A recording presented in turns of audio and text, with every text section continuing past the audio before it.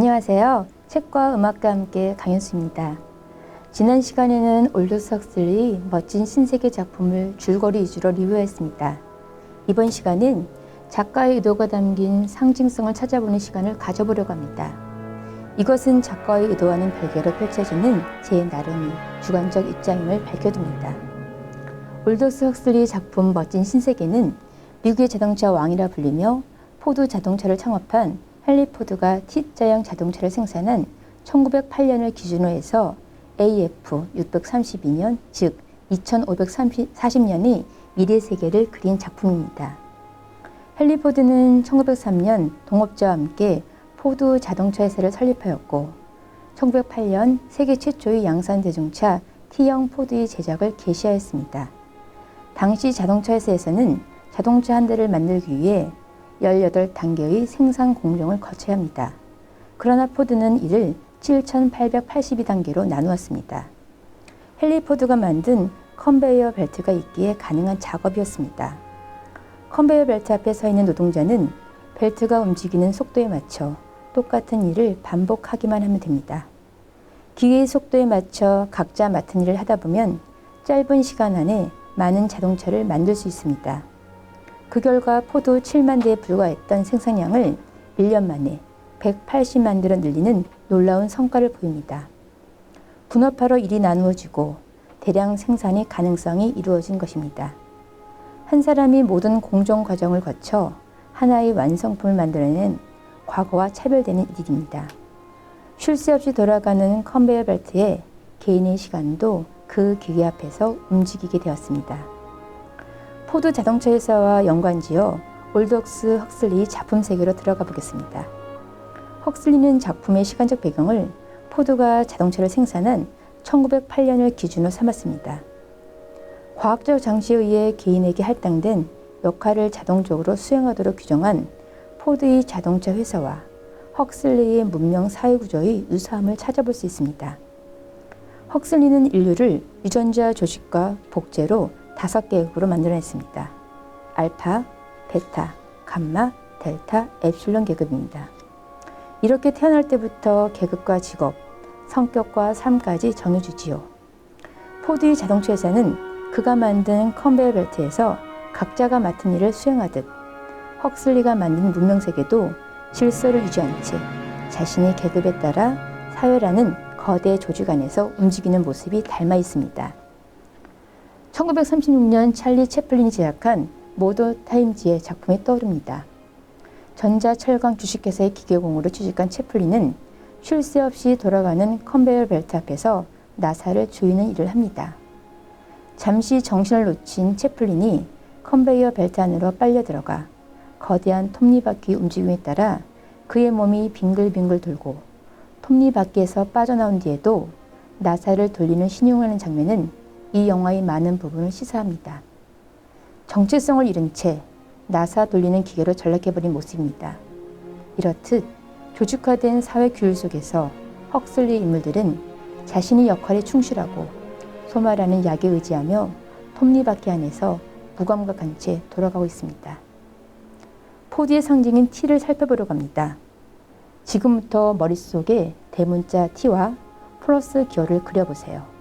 그 다음 플러스의 윗부분을 지워보세요. 대문자 T가 연상되지 않나요? 플러스란 수학에서 두 수를 더해 한 수를 만드는 계산이다 라는 정의를 갖고 있습니다. 그 명제를 가지고 헉슬리의 T자를 보는 시각을 새롭게 할 수 있습니다. 사회는 공동생활을 영위하는 모든 형태의 인간 집단입니다. 헉슬리의 사회는 사회 구성으로서의 개인은 있지만 인간 고유의 삶에서 누려야 할 자유와 선택이 빠져있는 불완전한 모습을 보여줍니다. 사회가 각각의 역할로 움직이는 조직체라고 본다면 헉슬리가 만든 세계는 조직화된 사회체제 안에 인간의 자유의지가 상실된 삶의 단편을 보여주지요. 그러기에 헉슬리의 세상은 조건 반사적 훈련을 통해 이루어진 부조화된 세상이며 완벽한 플러스가 아닌 한쪽 기능이 상실된 그리다만 플러스로 볼 수 있습니다. 즉 사회라는 공동체라는 집은 있지만 그 안에서 숨쉬는 개인으로서 누려야 할 자유의지가 상실되었기에 플러스 개념에 다가설 수 없습니다. 윗부분이 상실된 십자가를 본다는 가설입니다.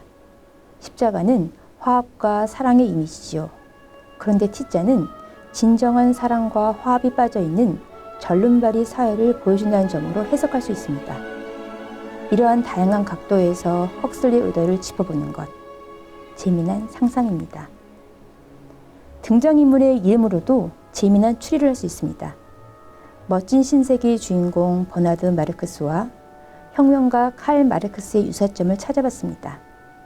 칼 마르크스는 노동자도 농민도 아닌 부유한 유대인 법률가 집안 출신입니다.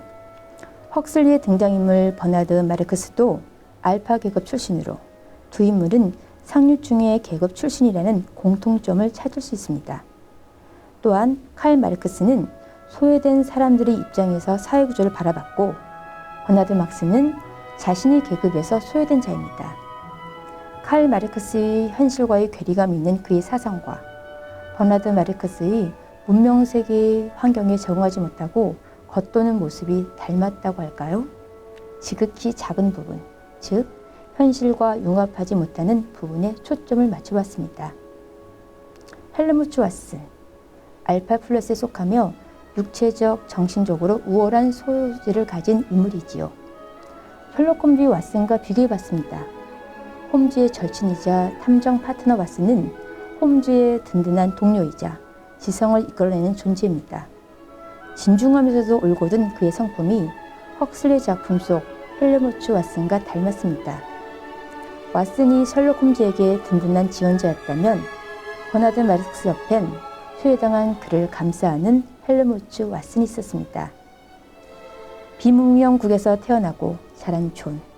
그는 그곳에서 셰익스피어의 작품으로 인간의 본질과 감성에 대해 간접적 체험을 하게 됩니다.